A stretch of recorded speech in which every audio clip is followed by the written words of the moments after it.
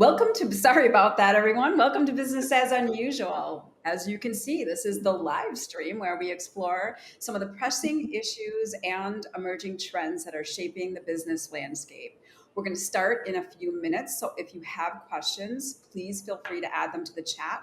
And I'm going to try to get to everything during today's session. So if you've got questions about food manufacturing, being a owner of a family-owned business, or if you can stump Kate by asking a trivia question about The Office, I'll buy you lunch. I'm Kathy Steele, and I'm your host today. I am the CEO of Red Caffeine. And for those of you that are unfamiliar with Red Caffeine, we're a growth consultancy, and we build and execute grow-to-market plans for ambitious mid-market organizations. Our service offering includes a fractional team led by a senior level marketing leader that enables a business to scale rapidly without hiring a wide range of full-time staff members. So we've got a surprise guest here as well today, and she would be our senior level marketing leader, Christiana Henry. And as I was prepping for today's conversation, I was thinking about, oh my gosh, as a business leader, we're just navigating so much, and I felt like, that used to be kind of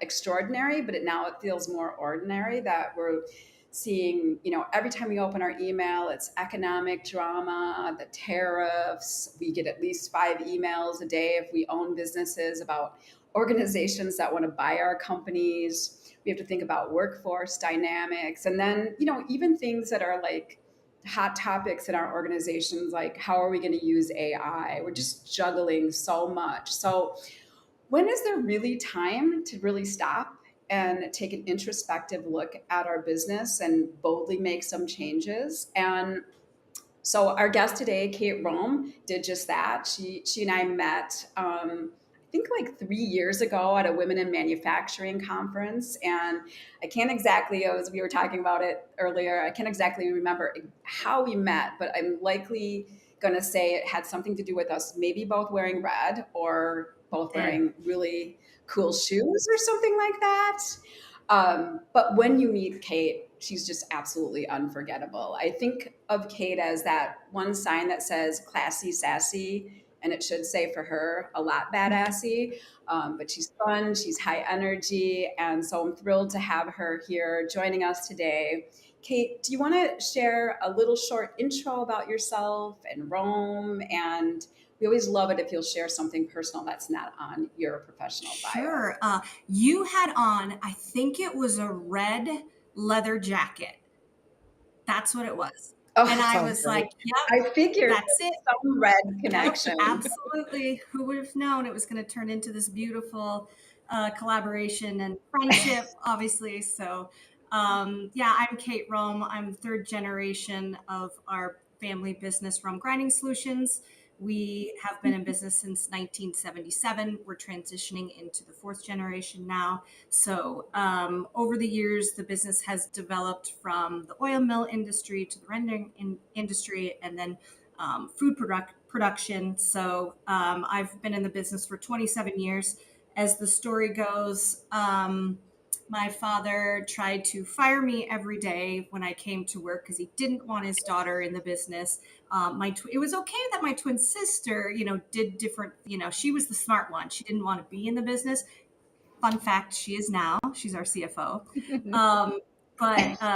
Yeah, just here 27 years later, trying to just keep grinding. So something about me that's not in my bio.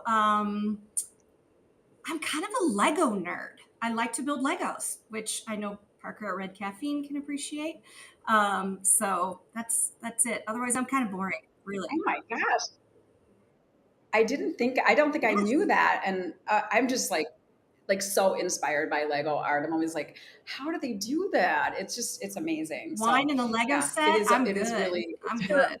It's for all ages. And what a great story. I don't know if you ever read their founding story. It's pretty interesting how they came back. They were kind of destined to fail for a time period.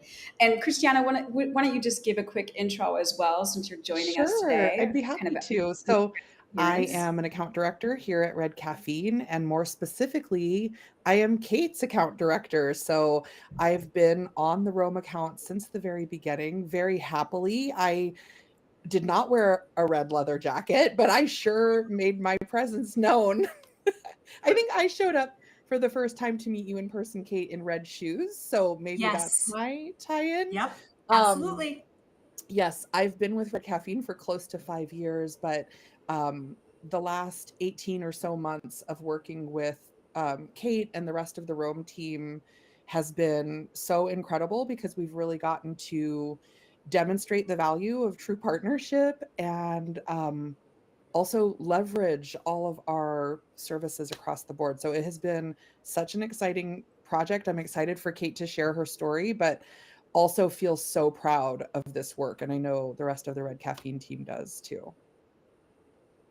Yeah, absolutely. So, all right. Well, let's kind of take you back. I think the quote is "double down, not back down," and I feel like I reconnected with you. I would see you over the years at the events, and I reconnected with you, and it was kind of a time in your business that was really chaotic. You were undergoing some personal loss and just some professional uncertainty. So, what really helped you sort of pick yourself up by the bootstraps and get be focused on going to the next level of growth versus sort of going with the rest of the industry in terms of entertaining offers to sell the business? What was on your mind at that time that said, I'm going to grow this Sure, organization? sure. Also, a little bit hard for me to talk about because I just lost my father-in-law last week. So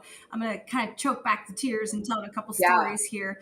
But for me, it's always been about legacy. When my grandfather was sick and dying of cancer, I made him two promises, and that was take care of my grandmother and take care of this company and never sell it. So that's always been no pressure at 19 years old. In knowing I made that commitment and that promise, I was not going to drop the ball. And then over the years, I was constantly reminded that the third generation, my generation, is usually the ones that lose the company. Again, no pressure. So I felt like the idea of legacy was always in the forefront of my mind. But then when my mom passed away a couple of years, just shy of a couple of years ago, I kept thinking big picture legacy. What now? It's not like it affected the business at all, but it affected us as we're reflecting about life and next steps and next generation. So we kind of started using legacy in a different term, past just the family, the Rome family, with everyone. And so I would definitely say, with all the acquisition that's happening, it's selling kind of that word triggers me because I'm obviously so protective of the brand and my family. But it's just all about legacy to me. Yeah, I mean, it is incredible. I think manufacturing, the space is really known for legacy business and to be working with, 50, 75, 100 plus year old organizations and seeing them stay relevant and modern.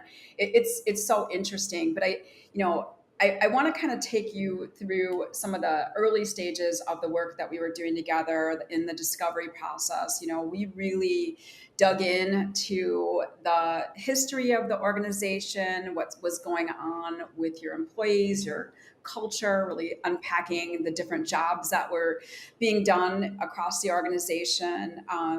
There was just a lot of work in that beginning stage, competitive, looking at your footprint online. I think even some things that surprised me in terms of what we unearthed in those early conversations. So tell us, what were some of the things that really struck you from that time, that like initial kind of digging in phase of the work? I didn't realize how intensive it was going to be, which is probably good. But I definitely, you know what I mean? Right. You Yeah, probably wouldn't do exactly. it. And it's Yeah. like, that forced of taking the step back and looking at, it's like seeing yourselves clearly for the first time. It's like looking in a mirror and you see all the imperfections or whatever. I thought I had, especially my executive team, have the handle on the business, which we did. That wasn't it, but it really forced us to take a step back and look at literally everything, how we do business, internal processes, external processes. And we leaned in hard to that, and really gave us some insights to things that I would have never thought of, right? And when we leaned in, we knew that we needed experts to help us. I always say I'm an expert in Rome grinding solutions, but getting so caught up in the day to day, it was refreshing to get an outside perspective. And it was so labor intensive and it was frustrating at times. And I'm sure Christiana wanted to shake us most of the time. Like, okay, guys, we got to do the work. We got to do this. It's like, but what came out of that was our someday goals had plans and marching orders and accountabilities. And we gained insights that I would never have thought about having not gone through that process, right? It was really down in the nitty gritty. And I just want to add, I think there's a huge, huge level of trust that has to happen there. Yes. Kate and the entire executive team not only committed to doing the work, and they were timely with homework, and it was really important to them to give us the answers, but they really trusted us with that information and with what we were going to uncover. I think, Kate, we've had conversations about the fact that when you made that commitment to your grandfather and you made the promise to keep the business running, you also were making a promise to yourself to put your own stamp on things and create your own legacy as that third generation. And I think trusting us with those promises and those intentions is not an easy thing, especially when you're uncovering some things that might be difficult to hear or challenging to approach. But you all dug into it and said, okay, we made this investment for the long haul, for the future of the business. And so let's get to work here. You guys were committed every step of the way. You're right. It's funny that you say that, because having gone through it now, it's like trying to think back to then, but you're right. That's good perspective on it. We were ready to a fresh takeover. Right. But I to Christiana's point, you definitely came at it with such a growth mindset. I mean, we sort of set up with clients that there's an expectation of, an excellent experience for both teams. And that's on our list of things that we need from you, is that growth mindset. And I really think it is hard for people sometimes to think about things that aren't going well and talk about things that aren't going well, especially when it's across a few different teams. But that's where the magic happens, when you're able to kind of step back and really unearth things that are holding you back from progress. And I felt like so much of that was embraced versus, we've had clients say, we don't want to take a survey of our employees because we don't want to hear the bad news. Like, oh my gosh, that's so, that is so limiting, I think. And that was not at all our experience with you and your team. So let's talk a little bit about the brand, because I think that's just so important. I mean, again, like, you stand out in a room just because of, the way you dress, and you I'm are pretty muted brand, today. No red. No red. I was so hoping for the twinsy experience text message with next Wearing time. Friends, but I know I really should have set it up better. But so the brand, refresh, I think a lot of times people are thinking logo.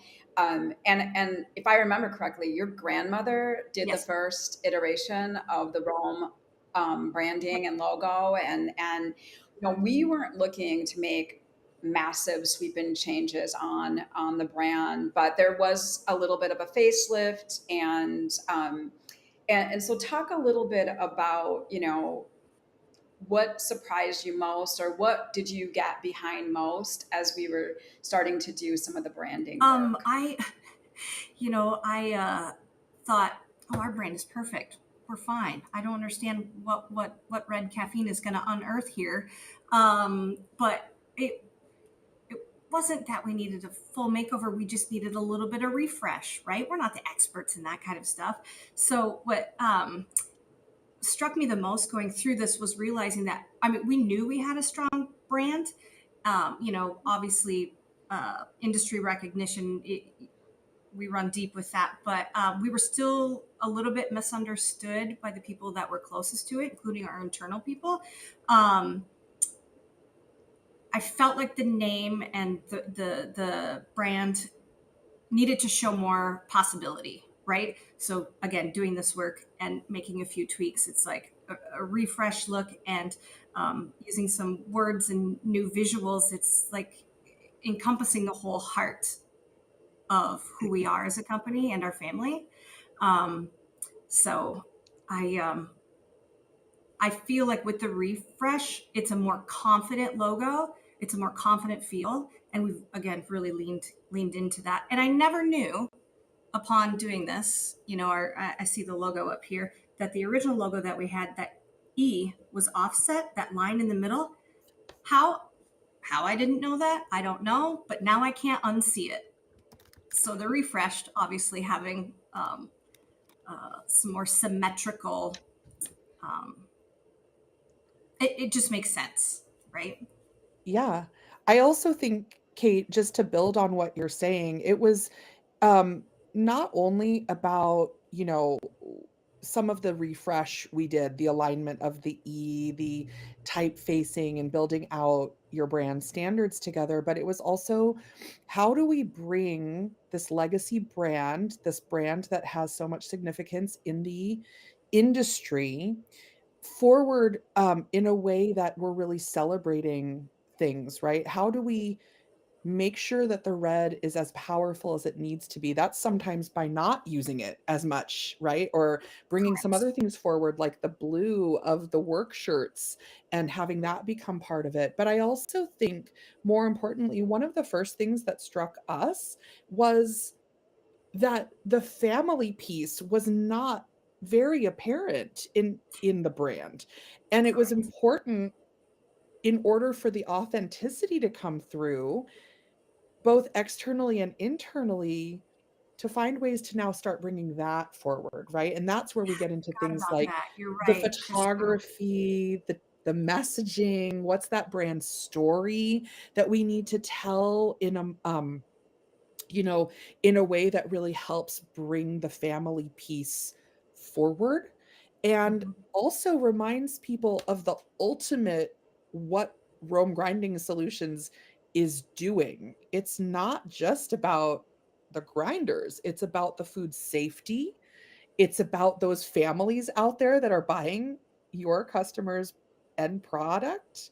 So, I don't know if you wanna talk a little bit about what that work was like for you, and especially I know the photo shoot was so near and dear to you, Oh, and it was. it looks like Kathy is trying to get reconnected, but in the meantime, I think, Kate, let's have you talk a little bit about that component, because I know that was huge for the staff in terms of their pride coming through as well, and their feeling of family coming through as well. I feel like that. I see these and I'm like, oh, that's Lane. That's all my people, right? That's Tita, our welding supervisor of almost 20 years.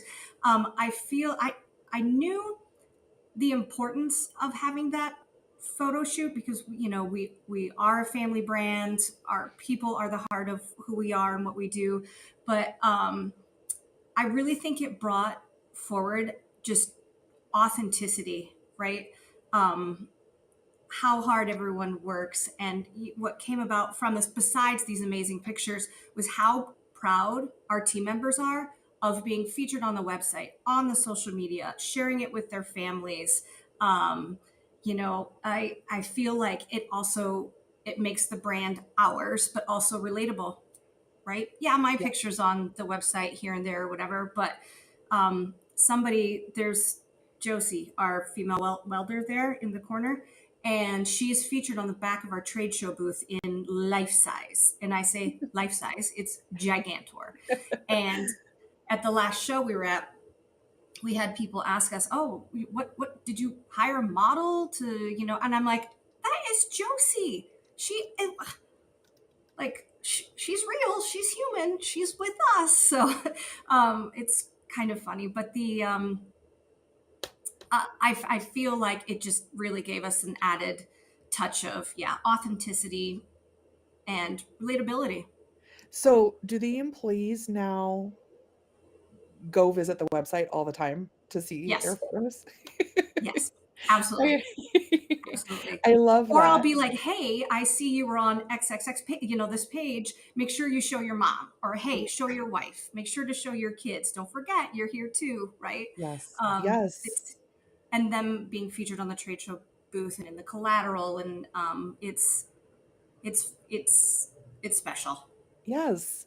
So I know that, from your perspective and having already committed and given yourself over to the process and knowing that the brand was a big element of the plan, I wonder, for those business owners and leaders out there who are nervous to do something like this or concerned about the investment because it is a sizable investment. You're asking people to take time out of their daily production work to maybe pose for something or to be part of an all staff shot or something like this.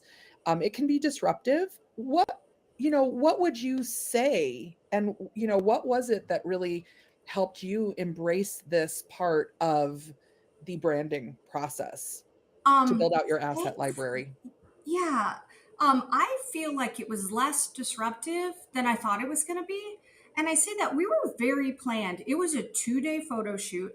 After the end of the second day, everyone was, especially because it was like the executives and our leadership team, we were so tired of pictures because there's like a bazillion million pictures. But it was well planned, it was well orchestrated. And the employees really thought it was awesome, right? They were just doing their jobs and getting their pictures taken. And a few things were like, "Hey, we don't want to use this area of the floor right now. So, let's go work over here." But I feel like it was less disruptive than what I thought. I think the hardest thing to coordinate was all the clothes. Yeah. Like, doesn't that sound funny? It's like the clothes is the hardest thing, is like making sure, we had just gotten the new logos, making sure all the logos were up to date and everybody had new apparel. And, you know, uh, that, that was a labor of love, I feel like. Yes, yes. I know the apparel was an important thing, but I also, again, admired the commitment to wanting to ensure that the blue was just right, that the Oh, red was just right, and we had just had all of those brand standards finalization so we could lean into that, and, I think it made all the difference for it did. things. And again, the team just loves it. And yeah, I'm so proud of it. I'm so glad. I mean, we're also proud of it as well. I wanna talk a little bit more about the brand evolution. So a few moments ago, we were talking about the messaging and bringing the family forward in a lot of the brand evolution that was done. Making food production as safe as possible for our family and yours is the value proposition that really comes forward. It's what the internal teams are embracing as they think about their daily work. Why did this value proposition hit home the most for you, your team, and your customers? I think that was one of the, out of the discovery, and you all learning so much about our business, and getting that outside perspective. It wasn't just, it's not just a slogan to us, it's personal, right? We don't see ourselves as just the manufacturers. We see ourselves of like stewards of safety and quality and trust, right, in the food production change. And then from our family to yours struck a chord, because it it really it really just hit home. It was like our why, right? It was like, finally you could summarize the importance of the work we're trying to do here, and how we run our business and lead our business, and the culture, and all those things. And ultimately our jobs and what we do, the people that we sit down with and have meals that have been processed through our grinders, like it summed it up. It was the why. And it was, I remember the first time Bill, I hope Bill's listening, read us, here's an idea in this. And I literally like speechless, right? Which doesn't happen very often, those No. people that know me. And I just like welled up with tears. I was like, yes, you captured the heart of us. Yeah. Welcome back, Kathy. We're so glad to have you here. We've just been talking about the brand, and I think you're probably about to pivot to some of the questions around sales strategy and customer growth and marketing, but I want to add a through line there in terms of the value proposition and what that meant, because Kate, I think one of the other conversations we've had and that Bill really hit on as he was coming up with that value proposition was really around this notion of thinking not just about your customers and what you were delivering to them, but also their customers, right? And the end customer, which is not common often in a B2B business to think about, but it Correct. really helped you move from transactional engagement to relational engagement with your customers. So I think that that's an important note. And I think that that leads nicely to some of the conversation around the business growth and the customer experience and the sales strategy. So, Kathy, I don't know if you want to come back in there. Yeah, I mean, I know, I don't know if we talked about this, but I think what hit home for me, in that whole kind of process was just how you were connecting that differentiation of the family. In a marketplace where there was a lot of M&A activity and consolidation of organizations, um, being family owned felt differentiated, and being able to kind of leverage that as part of your positioning and value proposition in the language. And then I also, I don't know if we talked about this at all, but that ability to showcase your products against some of the products that get made with your products. I thought that was it's just such a cool tie-in to, showcasing what you do and just how common it is to be eating the food that your products have ground. So it really came together in such a interesting way, and it just felt so much like you when we And got we there. got the right amount of pepperonis on the That's pizza. right. God, that was such a That hot was topic.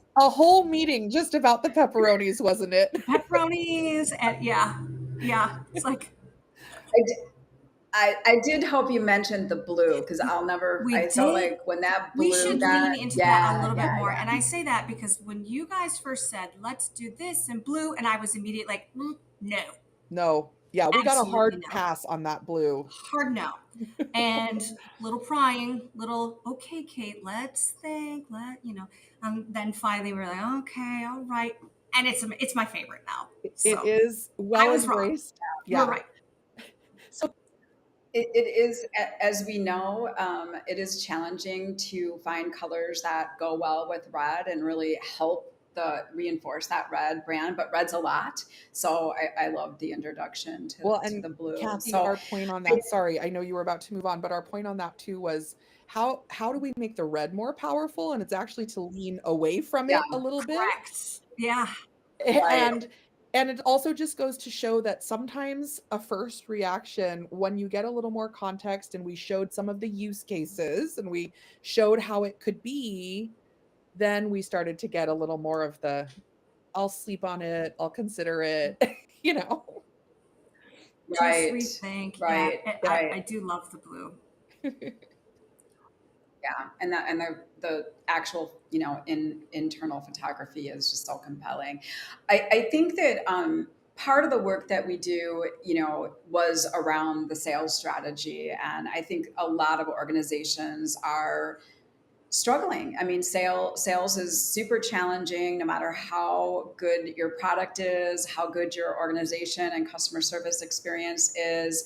I think during that process, we had heard from you that a lot of your clients were thinking about you more in the aftermarket, which may play well for you in the next, as what's going on in the economy right now. But how did some of those sales insights and sales conversations start to transform the efforts to help reposition the organization in the eyes of the marketplace around your Sure. products? And I think one of the things that did surprise me as well, which I feel like I've said a lot, was when we went into this and started getting, customer feedback, and that we did have a fair amount of people that obviously viewed us as the trusted repair company, which spoke to our reliability after all these years, but missed the Right. fact that we offered more. And I think that sales transformation really shifted the perspective, but then also gave us an opportunity to really align our sales process with our full capabilities. So, which, in turn, we went from being more of a reactive process to a proactive process. But the messaging and the visuals and the tools now available to our sales team really um, turned the dial and really helped us with the brand breakthrough, which is weird to say because our brand was strong before, but um, even stronger now. Yeah. Yeah. I feel like, salespeople tend to get into sales because they are people. They like being around people. They love building relationships. They want to help everyone, and that does tend to predicate that activity. Or like, we'll do anything for anyone. And so, really leaning in to understanding the best fit, the right fit clients. We call them blue chip, adding things like the partnership reviews, and really being able to get in front of clients and talk about the relationship, not just about the transactional, sales things. It definitely changes the dynamic, and it changes the, you know, position as a trusted advisor versus like the guy, you still want to be able to save the day if there's a parts or service issue for sure. So, talk a little bit about how those things have been going, Sure. since we've really leaned into Um, those, identifying like you those. said, being family owned, we, jumping at every chance. And I mean, I'm not just probably for every family owned business, but we take that, um, our parts and pieces and equipment going out have our, family name on them. Right. But for years, they jumped at everything. Right. So it was a lot of busy work, but not a lot of strategic building work. So that shift in identifying and going after the best fit customers really gave us clarity and confidence and really control. Thankfully, our chief revenue officer, Ryan, was, I thought this would be the hardest for him because he's been here the longest, right? But he really embraced it with his team and the new tools and the new structure, the new vision. And when they started seeing results from, shorter cycle times, stronger relationships, more strategic conversations, which led to, more innovative products that we're building. Our focus now, spinning off of that and the work that our sales team has done, was the entire customer experience, right? Every touch point, every, you know, obviously the website, the sales experience, the customer service, and how people are doing business with Rome, if that makes sense. Yeah. So we just got a question. I know we're going to talk a little bit about technology, but I'll ask it now. Like, how has innovation in technology changed for Rome over the years? Are you using? They're asking, are you using like AWS, Azure, any other clouds, or is it really a private cloud? Thanks, Ruben, for clarifying it. So I mean, when you think of innovation, I know, you're thinking about product, but you're also, I mean, we just talked about, how to innovate in terms of customer experience when we did our last one-on-one. So there's a lot of ways to think about innovation. Yep. Can you speak to that a little bit in terms of how you position the organization? Right now, we did just talk about this, Kathy. That's funny because we're looking into some new innovations in our process for customer experience. But for me, innovation is designing new products. That's what has really come out of this shift in doing all this experience, all these kind of breaking down the bare bones of your business and changing your sales structure. And then all of a sudden you're having partnership meetings, and the amount of work on my engineering staff right now is all on the equipment innovation side mostly. Yeah. Yeah. So I mean, I think that's how anybody gets to a 100-year Yeah. business is they have to be iterating, they have to be innovative, they have to be willing to say like what got us here won't get us Correct. there.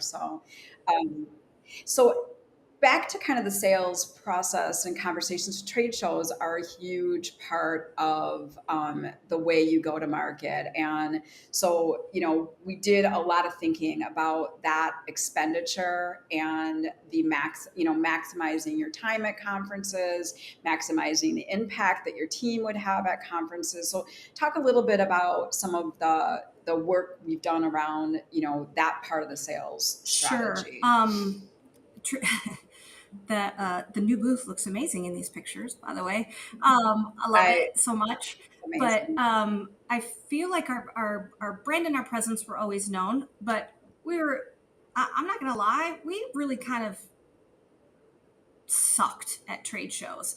And I say that we're there, we're doing business, we're talking to our customers and the other people we partner with, but we didn't really stop and focus. I feel like, we weren't doing a good job at pre-show anything. During show, yeah. Post show, I do believe we were pretty good at that. Our sales team was pretty good at that. But as far as there was no prep, no key targets, no aligned messaging or specific goals. It seems like each person that was in that booth had their own agenda. And so now we've really focused and do the steps, do the things. The ROI is easier, obviously, to swallow on that expense. But the result is obviously better leads, again, stronger ROI. But our team was always confident in the trade show booth. That's not the thing that, they're good at talking about our products, but the team was just aligned in a different way now than I've ever seen before. Is really, it seems so basic, right? Do your work pre, during, post, and it's easy to justify. Definitely have gotten better. Yeah, I feel like I think that's a big thing for almost every organization. It's interesting that there is so little planning. I mean, I can remember, I didn't even think about that a client would not get the scanner. They spent thousands of dollars, And you're not going thousands to to get spend the people there to their $399 booth. on the scanner. Exactly. I'm like, are you serious? So now we're going to ask your salespeople to dig into all of those business cards that they collected and try and, do an after communication. But, it sounds funny and we're making a joke about it, but it's the accurate truth that this is a big endeavor. It takes a lot. I mean, look at your booth. I mean, I've been to some of the trade shows that you've done. You've had equipment in the booth before. I mean, it's a massive undertaking to do some of these events. So not having a strategy, not thinking about, who you want to see when you're on site. I think we even talked about how to transition people within the booth to make sure that they're talking to the right subject matter experts, and how to make sure everybody has breaks so nobody walks up to your booth and everybody's on their phone trying to answer an email. Like it's so basic, but it's something that I think very few organizations really think about. But trade shows are fun, and they're a great way to continue to be connected to people there. This also feels like, oh, sorry. Want to talk a little bit more about sales enablement overall. I think this is super commonplace when you have a high touch approach to your customer experience, but it's really additive to be able to employ automation or AI or other tools in the process. You want to talk a little bit about, I can remember that you didn't love some of the technology in your marketing and technology stack. In the early stages, like HubSpot was a tool that you were using, but just about ready to like, Struggle kick it to the bus. curb. So talk a little bit about some of the Absolute struggle sales bus. enablement things that you worked Christiana on. probably has a lot of stories of me voicing It, my frustration with it HubSpot. was I'm like, it was what a do we sore do? We can't spot. get started. It was terrible. And I don't even like to think about it. It's like now that it's fixed and, all the things, but, uh, customer experience has always been such a high touch point for us. So we knew what we wanted out of HubSpot specifically, but we couldn't get it, right? We were not, whatever was happening, just it was not working. So thankfully, after many blood, sweat, and tears hours and the amazingness of Kayla on the Red Caffeine team, we were able to pause and really fix and spend the time, dig our heels in. So we were able to track that full customer journey and really give us consistency across all of our departments with our customers to service them better. But it was tough. It was tough. It was a lot of frustrations with that. But we're I mean, fixed now and going. I also think it contributed, getting some of that solved, Kate. Wouldn't you agree that that also lended itself to, the way you were able to show up and prove out the ROI of these booth investments and social Absolutely. presence too? Because it really did also give the sales team an opportunity to stay focused on Yep. what they were doing there and the alignment with each other there, because we had automated some of that Yep. pre, during, and post. They knew it was taken care of also. So I think that lended itself to some of that work as well. And we knew, I think the main thing when I go to trade shows that I'm buying at, I think of like IMTS or FabTech if I'm going to buy equipment. The most frustrating thing is when you don't receive the follow up, Mm, right? And so that has always been a thing for me. So knowing that our team could just do the work in the trade show booth, and there was going to be follow up, with the automation side of it yeah. was good. Daily. I mean, Successful they were daily. the lists were getting uploaded and we were responding in real time so that there was no Yep. missed opportunity. Yeah. Yeah, I mean, I think follow up it is, it's really Seems so interesting. simple, right? Seems simple. It's so interesting.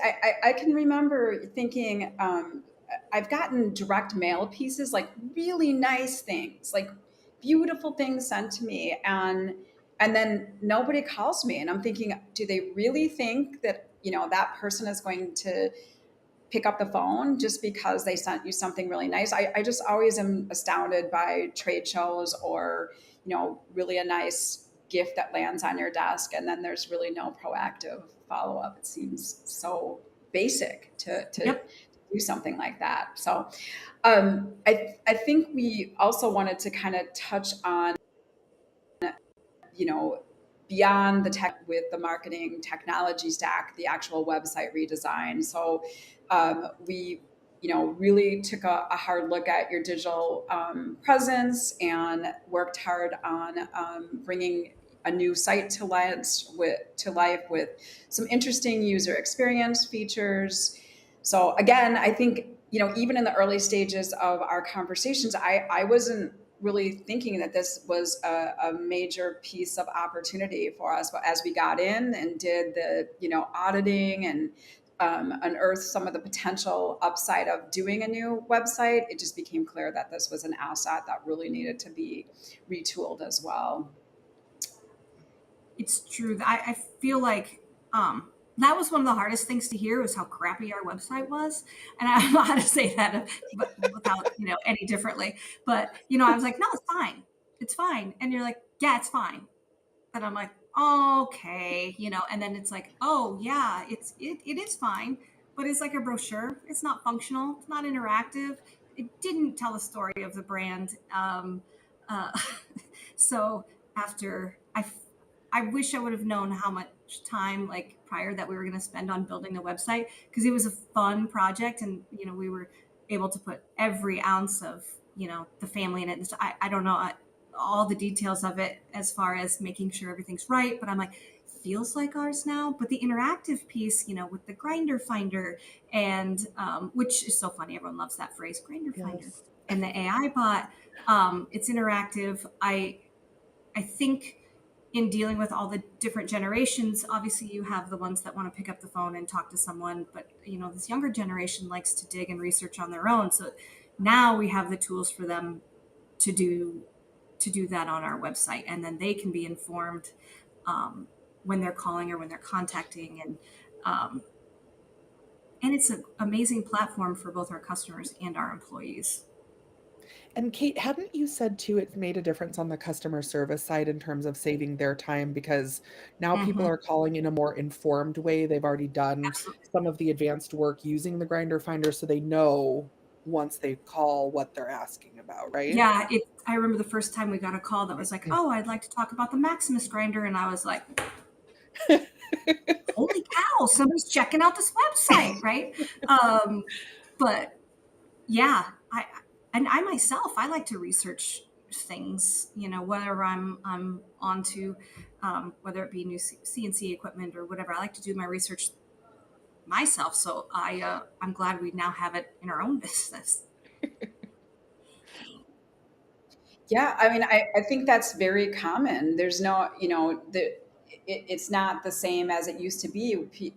Buyers are coming very informed. They're almost down to the decision Yes, before they've actually, engaged with a salesperson. So to be able to add tools to your online presence to give them the resources that they need, whether it be, the chat or a Grinder Finder tool, I think it's just those are table stakes for businesses today to really have that online presence that meets the customer's needs.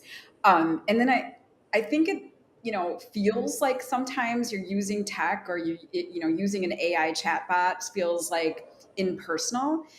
But for me, like sometimes I want to just yes. use chat. I don't want to have to talk to a human or what have you. I want to get some quick details. So to your point of the generational appetite for using different approaches to getting information or having a conversation, really meeting the customers across all generations and And so preference. I think responsive, it's that super AI important. I chatbot, right? It's like the concierge of all the things from grinding solutions.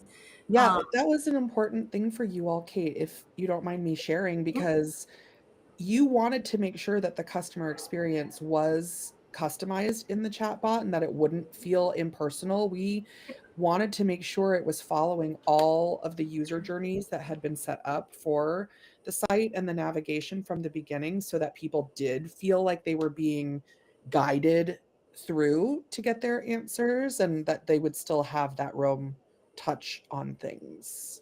yep. That was otherwise prior to that it was, a live person here in the office, which is amazing, but people get busy and things get missed, and that was a big one for us. Responsiveness. Yes. Kathy, are you there? Having Uh-oh. the technical We might have lost difficulties today. Kathy Might have again. lost Kathy again. We might have lost Kathy again. Okay, no worries. So I think, Kate, maybe we could shift to the internal side of the business Sure. because part of the engagement was around talent and culture. And you touched on this a little bit about, when we were talking about featuring the Rome work family in the photos, but for social, for recruiting purposes, how did the employer brand work that we did together, especially giving employees a voice, impact the internal culture? Can you talk a little bit about that? Sure. When we dug through the bare bones of all of this, and I keep saying that because it's like I feel like we went down to the studs, right?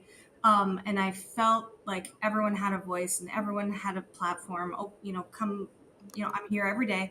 Um, but what really happened was that I feel like we weren't listening enough to the conversation. So getting them involved in this process.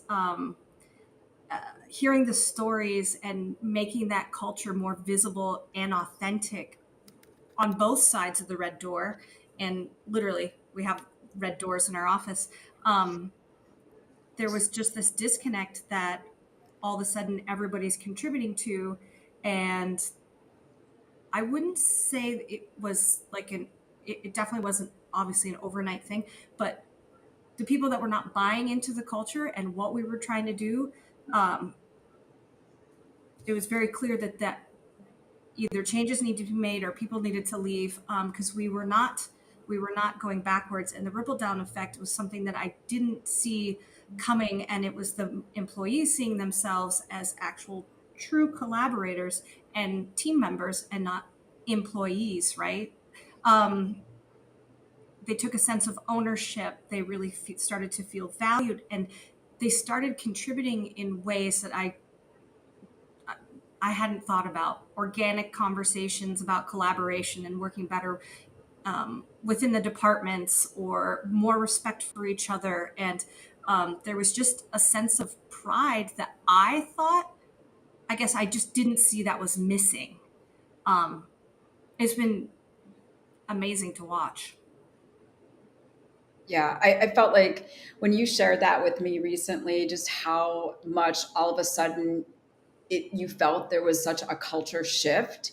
And like you said, it took a bit to get there, and it wasn't an overnight change. But now that you're thinking about it and you're noticing things that, like, even, having a little less staff than you had when we started working together, but being more optimized, being able to, people want to show up. They know that their coworkers count on them to show up, so they're coming to work. You were using other types of incentivification for those types of things, and it just wasn't working. And now, No. that is not an issue The any one longer. thing we That did to you think if I taking a step back, it's like I thought I was communicating. I thought our leadership and specifically our executive team was communicating so well. You know the next steps and the vision, all these things. And what we found out was that we were just obviously dropping the ball. So we learned a lot about what to communicate and when to communicate. Um, you know, the having town hall meetings. We always have food trucks around here. It's like, Oh, making those a priority and having conversations with, what we're doing the next day, or what projects they're working, production staff is working on that maybe the sales staff isn't aware about. Just the collaboration as a whole, the communication was just missing on big picture of what was going on in and around Rome Grinding Solutions.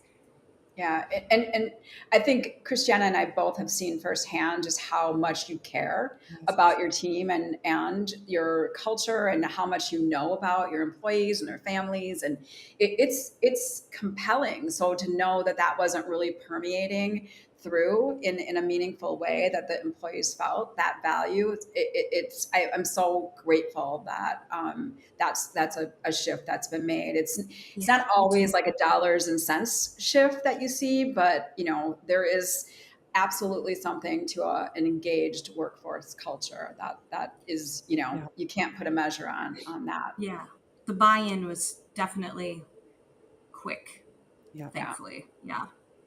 Yeah. Well, I know, I hope everyone, I appreciate the patience with my little bit of a technical difficulties throughout today's session. I know we are.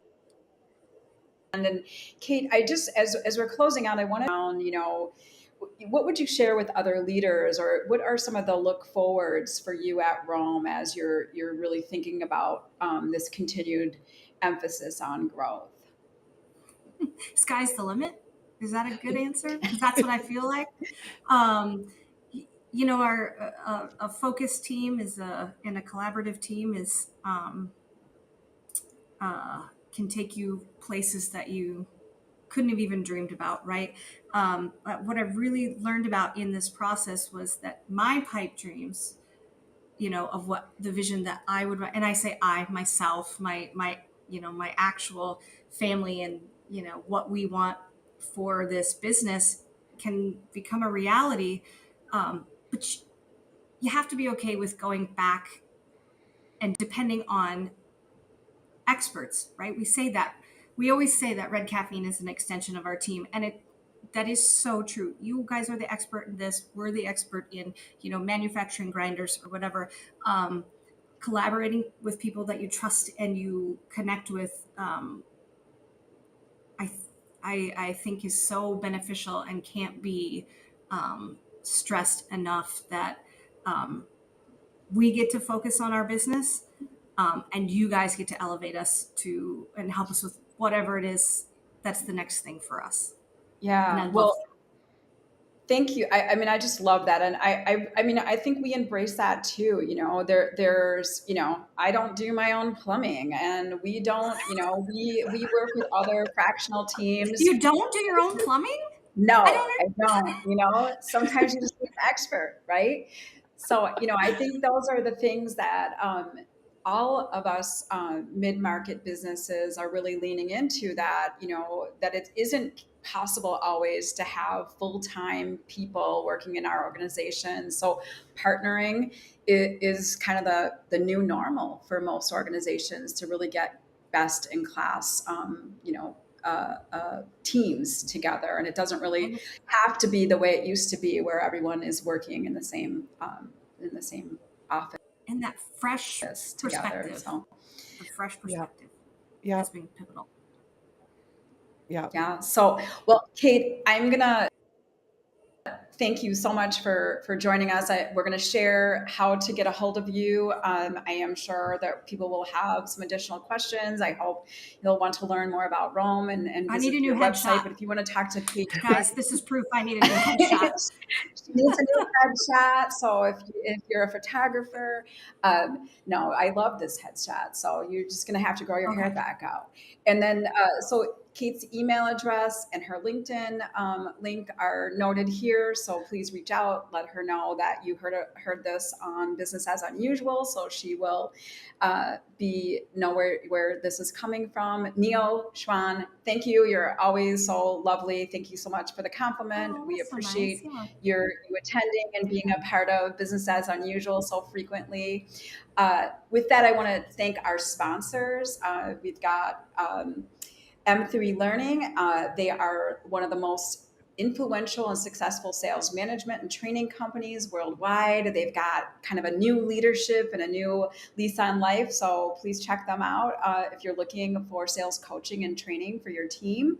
And then HR Source is the go-to resource for employers. And excitingly, Mary Lynn Fayomi will be our next guest on Business as Unusual. We have not talked much about talent and workforce this year, and it's been crazy. I honestly, those who regularly follow Red Caffeine's Business as Unusual, Mary Lynn's been a frequent guest and co-host, and I always learn a ton from her. But I have never seen her quite as stressed as I saw her earlier this year. This has been a real tumultuous year for workforce issues. And so we're going to talk about the most hot button items that are challenging leaders today. We're going to talk about DE&I. We're going to talk about AI and hiring. We're going to talk about immigration laws and all the things that are going on with workforce. So if you've got a question, we're going to really try and make this super interactive. If you want to hear what's on the minds of other CEOs, please join us for this next session of Business as Unusual. And I want to thank again Christiana for joining us and really taking over for me when I left the scene. I can't wait to recap today. after this. I know.